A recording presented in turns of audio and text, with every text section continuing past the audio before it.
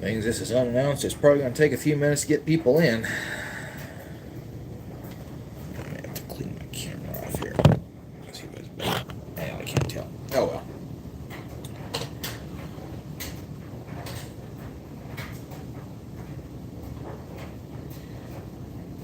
Alright. This is just a quick update for any of you that come in after the fact. Just thought I'd run one here for a while because I haven't. I look like a mess. I haven't had my shower yet today. I went to the store to buy stuff and then I got busy with other things and I just ain't jumped in there. I want to right after this though. Hey, now we got 3 people in there. Go ahead and chime in. Alright, hey, it's up, Garrett.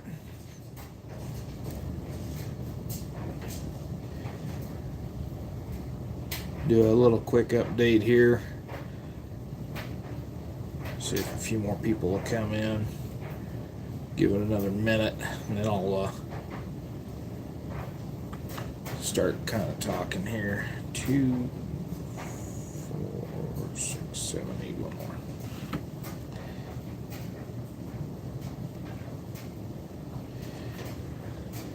more. All right, yeah, we're getting 5 in. That's good enough. So anyway, there's nothing special on this chat. Just a little quick kind of an update. Hey, West Covina. Ooh, I got that one poked out the wrong spot. Anyway, just kind of a quick update here. Been working on holsters here. I've got some shooting videos I've got edited. I got to get them uploaded. I just got to get a place where I got a little bit better internet than what I currently got at home. And what I'm currently working on right now is actually a little personal project. I kind of took a break from the holsters for a day or two and try to do some personal projects so I don't get totally burned out on this stuff. But what I'm working on right now is a knife sheath cover for a Plains Indian style beaded knife sheath. Kind of see what's going on there. This is the hard part here that I did earlier today, and then this is the knife it's for. So this is kind of going to go with my Scout impression.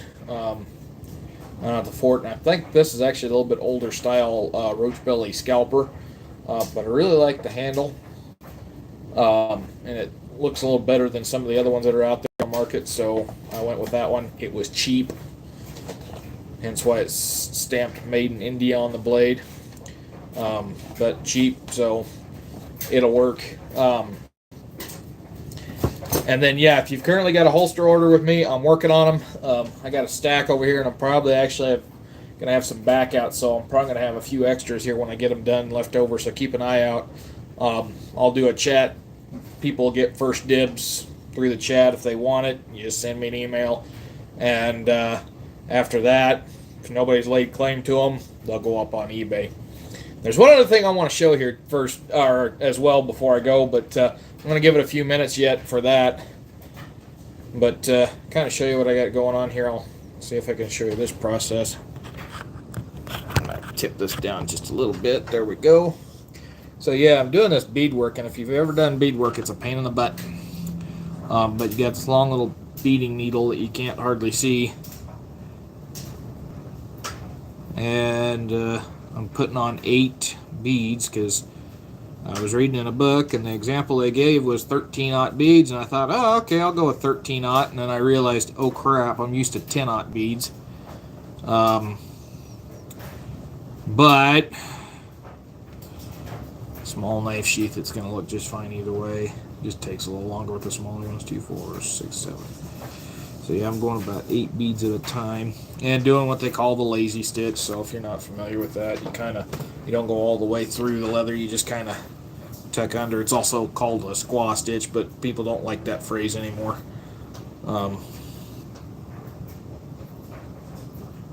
So I just kind of hook this right into the leather and not even go all the way through. And sometimes it pokes through the leather and sometimes it doesn't want to.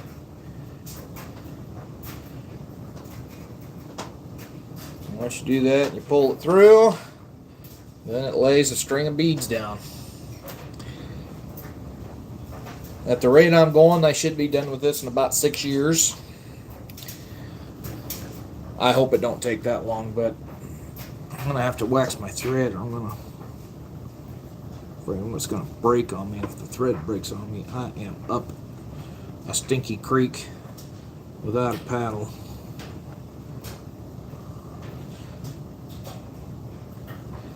And actually, getting the beads on a needle isn't exactly hard.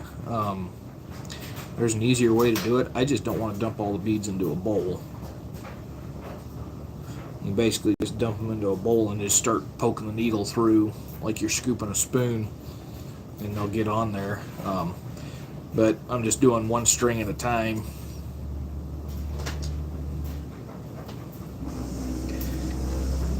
Do it one string at a time.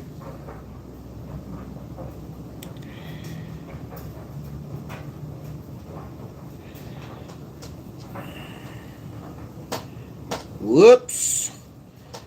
And then I'm also doubling the string up as kind of an extra safety against breakage down the road. The problem with that is the more you double it, the more knots you get. So anyway, yeah, you just keep laying down beads like that. And when I get over here, then I'm going to go back to blue. And then I'll probably go right down to the next section and go backwards and just keep going like that fashion until I get down. And my friend Caroline's coming over today, otherwise I'd probably have this done before I went to bed tonight, but I'm going to get it done when I get it done. But beadwork is a pain in the ass. Yeah. And it's mostly because these things are so deadgum small. I actually spend more time putting the beads on the needle than I do actually sewing with the needle.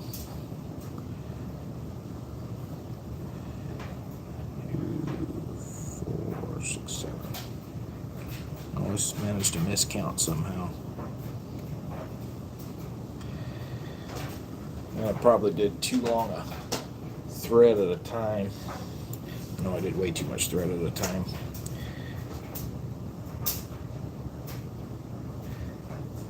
But it don't gotta come out perfect.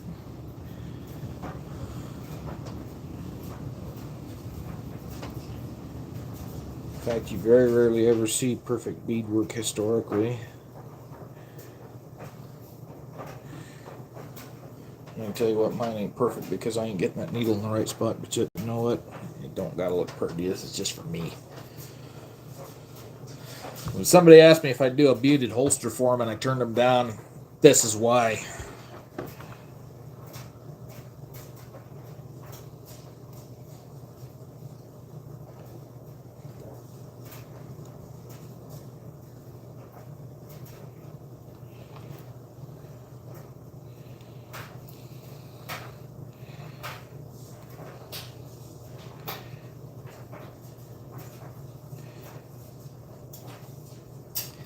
But yeah, if you got any questions, chime in there. 2, 4, 6, 8. Like I said, if you've got a holster order with me, I'm currently working on them. I just took a break today from them to catch up on this, and I had to do a couple other things for a friend too. Made this little knife sheath for him. I got to finish that up here before the end of the day so I can give it to him at work. Oh, and then I was going to announce I got a new holster pattern. And this is a prototype. Not a fully working prototype, but it's pretty dadgum close. This is a 72 modified Gaylord. So this one and was used for single action armies out here in the West. If I remember right, Custer's troops had these on at the Little Bighorn. So you notice it's got this little extra thing here. This holster was designed with a case for the cleaning rod, which I need to get somebody to make me a reproduction of the cleaning rod too. One thing I can tell you though is that I'm probably going to have to shorten that up because by the time you get a cleaning rod squeezed down in there, this flap ain't going to cover it. So that's why this is a prototype. I've got to do some work on it. Yeah, it probably actually should sit more like that. So the flap is what needs some work. But I can also make them without the cleaning rod on it. But this will fit the 73 single action.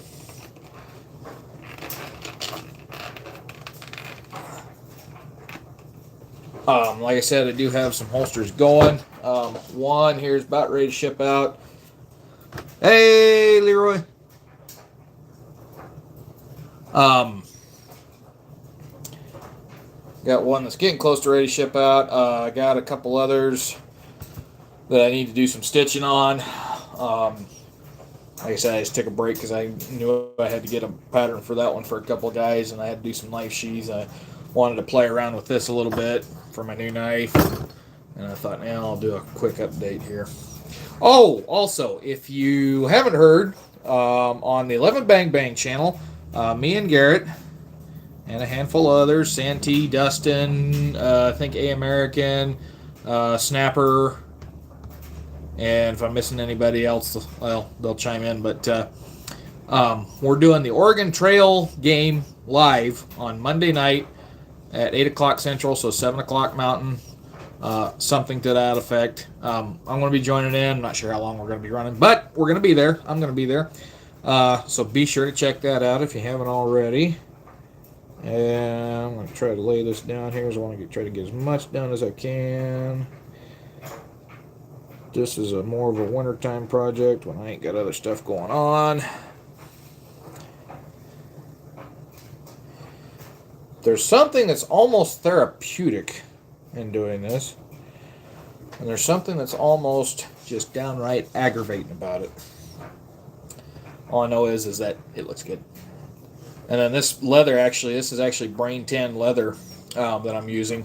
This is a hide I did myself. And we smoked it in my uncle's backyard on a smoker we built out of an old grain hopper, small grain hopper. And we couldn't find punky wood, so we used green apple wood. It smells like barbecue apple in my apartment right now.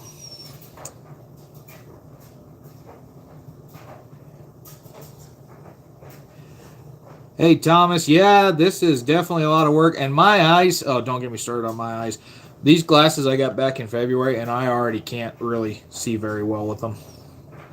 I do better with my contacts, but these glasses, oh, I have to take them off to read most times. Do anything like right here, I usually have to take them off. In fact, I'm surprised I haven't had to take them off doing this bead work. And the thing of it is, my eyes are getting better. My doctor said my doctor said probably in the next few years it's going to turn around the other way. It's nice to know my eyes have been getting better over the years, but all good things will come to an end eventually.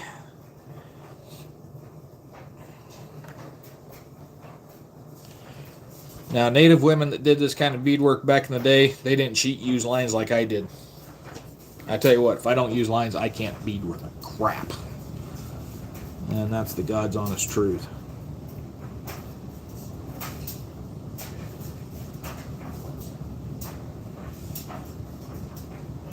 It's not hard, but it's not exactly easy either.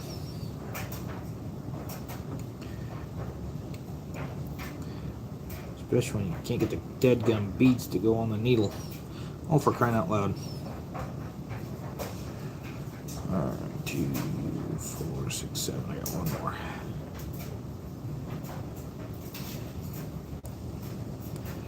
Alright. I'll lay a couple more down here and then I'm probably going to shut this thing off. Oh, wow. I've already been going for 15 minutes. God, it seems like I've only been going for 5. But anyway, yeah. If anybody's out there looking for that modified Gaylord holster pattern,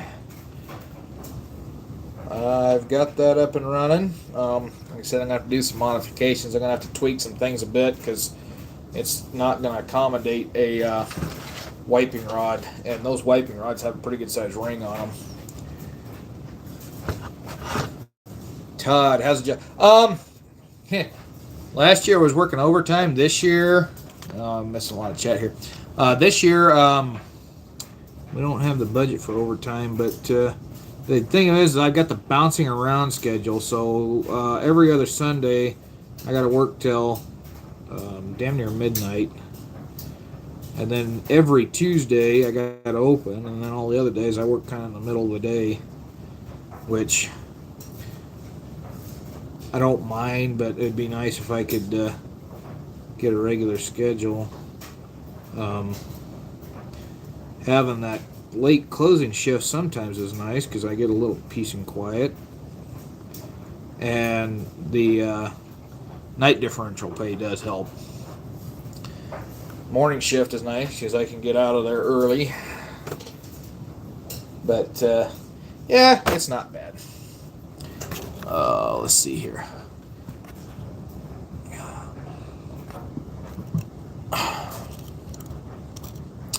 Wheels and levers. Are you staying in Wyoming this fall and winter after the park trips? That's the plan. As Alex the Swearingen said, announcing your plans is a good way to hear God laugh. Budget-wise, they don't know if they're going to be able to hire seasonals next year, and if that's still the case when I get done with this season, I don't know if I'm going to stick around that long. I've also put in for another job, not because I want to leave Fort Laramie. I really don't, but because I'm going to have to get permanent if I want to stick around here. And the place I put in for, another Indian Wars location, Big Hole up in Montana, which is part of the Nez Perce War. And if I get that one, I'll be there, and then I'll also be at Bear Paw, which is 6 hours away, because apparently those two are split in the interpretation division. So it's like the summer months I'd be over at Bear Paw, almost into Canada. The rest of this year I'd be over at Big Hole. But I was thinking if I could get that one when one of the Rangers here retires next year, I can do what they call a lateral transfer and get back to Fort Laramie, and then I'd be set. I could retire. So that's the plan. Also, announcing your plan is a good way to hear God laugh. Probably not going to work out in my favor. But, in the event I do get that Big Hole job, yeah, it's just so I can get a permanent and get back here at Fort Laramie, because I really like Fort Laramie. Got a lot of places to hunt. I can hunt geese, I can hunt turkey, I can hunt deer, I can hunt antelope. All my favorites. I can hunt elk. Actually, it's one hell of a goose hunt up here. So I want to stick around. I kind of want to make this home. Let's see what the chat says here. Yeah, I wish chat would just stay up. Jamie, any thoughts on Navy grips with square trigger guards on the other Colts that they fit on? Whoops. Let's see here. There's a reason why the square grips didn't stick around for very long. They were only on the early 1851 Navies. They weren't that popular back then. They just really weren't. That being said, I'd love to have a 51 Navy with the square back trigger guard just because of the historical provenance that would have. But that being said, Uberti dropped them for a reason. I don't think Pieta ever made one with a square back trigger guard. Somebody told me, and this has been a few years ago, so it may not be no longer be true, but somebody told me that you could just order the trigger guard frame from Uberti, and it was ready to go 2, 4, 6, 8. Oh man, I got carried away on that one. Alright, there's another one from Todd here. Bear Paw and Big Hole are great sights and fascinating battle, more remote than Fort Laramie. Good hunting. Yeah, that's one thing. They are remote, which, I don't mind being remote. That being said, there's so much history up here at Fort Laramie, I can swing. Those are like, one event sites. So I'm pretty limited in what I can do there.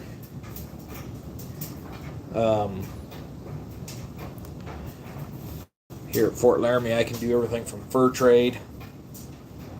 I can do an Army Scout. I can do a fur trader. I can do a post trader. I played Major on the 4th of July. I played Captain also. Yeah, no worries, Jamie. No, I'm here for you guys. I'm just doing this, um, just to get it done. I figured, well, while I was doing this, I could do a live check because I haven't done one for a while. But I am gonna have to take a break here because I gotta go shower before my friend comes over. Um, I don't even know what time it is. It's 3:41. She won't be over for a while yet. 5, 6, 7, 8. So I went to the grocery store today, and to give you an idea why this is such a big issue for me, the last time I went to the grocery store, it's been 2 months ago, 3 months ago, maybe even 4. I did order groceries one day and have them delivered because my Jeep was throwing a fit. But I've been living off gas station food pretty much for the last 2 months or so. Anyways, went to the grocery store today. Holy crap! I didn't realize how bad inflation was till I went to go buy the stuff, and I'm thinking, this stuff's gonna be $1, $2, $3 a piece, and it's like $4, $5, and $6. Like, holy crap! One of my favorite things that I've gotten that I can do for a quick meal out at the fort, and I hadn't done it for a while, was those little chicken creations packets, which are, it's like chicken salad in a little foil bag. Freaking great stuff. I love it. Went to buy that now. I'm used to paying about $1 a pouch. Freaking $4.50 a pouch. Then I went over to the tuna. The tuna, I usually got them for like $1. Yeah, I was paying $1 a pouch for them. They was, $1.50, so they didn't go up that much. But chicken, holy crap! And then like the potato salad, I got a big thing of potato salad. Last time I bought one of those, it was like $6. I paid $8 today. Like freaking A. The only thing that didn't go up was sandwich meat. My favorite sandwich meat, still the same price as it's always been. And ranch dressing, still ridiculously priced as it always has been. But yeah, couldn't believe it. It's like I hadn't been paying attention to inflation. I was like, holy crap. And eggs, Jesus, criminelli, $8 for an 18 count. They had some Eggland's Best there that was $3.60 something, and I thought that was ridiculous. 2, 4, 6. Oh, I missed that chat. Hang on a second here. 6, 8. Let's see what the chats are here. Come on. Okay.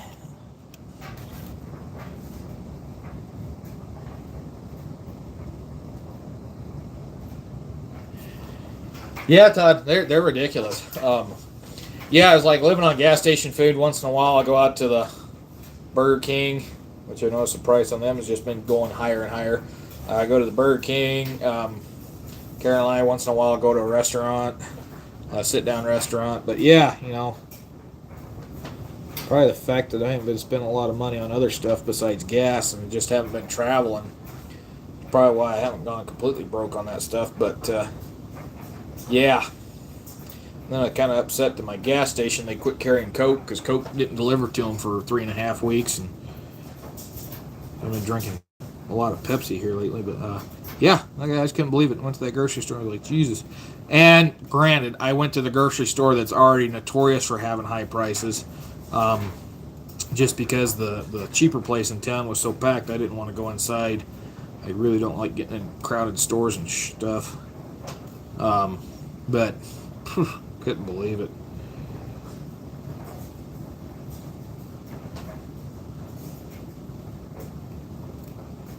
So I feel like that one scene in Deadwood where Al Swearingen comes in and says, if I bleat when I speak, it's because I just got effing fleeced. Hey, Jeffrey! Nipple seized up. I had that happen on a Remington I bought. And what I did is I decided to hell with it. I paid $100 for the gun, and I went out and shot it, and come back home and immediately tried to take it out, and it come right out. So that hammering effect broke the rest loose. The other thing you can do is soak it in penetrating oil for a week. Croil, I understand Croil is great for that. if you can still find it. You know, some of that stuff they don't make anymore.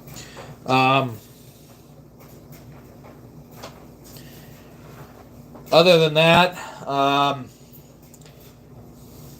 you can apply a little bit of heat. I wouldn't get too carried away, but you can apply some heat to it. I would not get it red.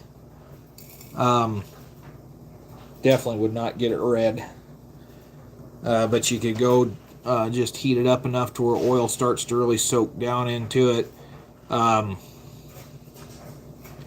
No hotter than what a hairdryer would get it. And trust me, hairdryers can get guns pretty damn hot. I used that to blue a gun one time. Heated it with a hairdryer and hit it with bluing, and it didn't look red, but it'd take the skin right off your fingers if you'd have touched it. But yeah, you can do a little heat. Like I said, don't get too carried away. But I would try just soaking it in penetrating oil first. To be honest with you, that's a safer route. Use heat as a last resort. That's what we did on the ranch working on machinery. Heat was the last thing we did. Unless we knew it was real bad, then we'd start off with heat. But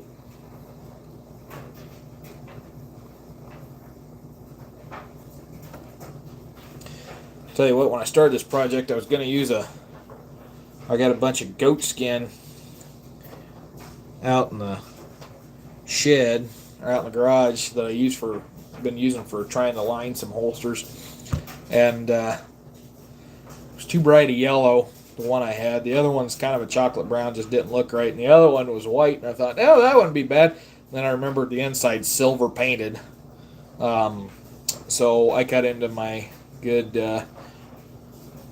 brain tan. However, this brain tan hide had a bunch of big holes in it, so not something I probably would have used for making a coat or a jacket or anything. I probably would have used it for fringe. But I thought, nah, what the heck. I'll use it for this. I'm going to make my friend Caroline a pipe bag. I have not, Todd. I'll have to check that one out. Cinnabars. Oh, before I get too far in, too, I need to show you the thing that made my day. I've just been having a real good week this week. Just hope it don't turn around next week. We'll see.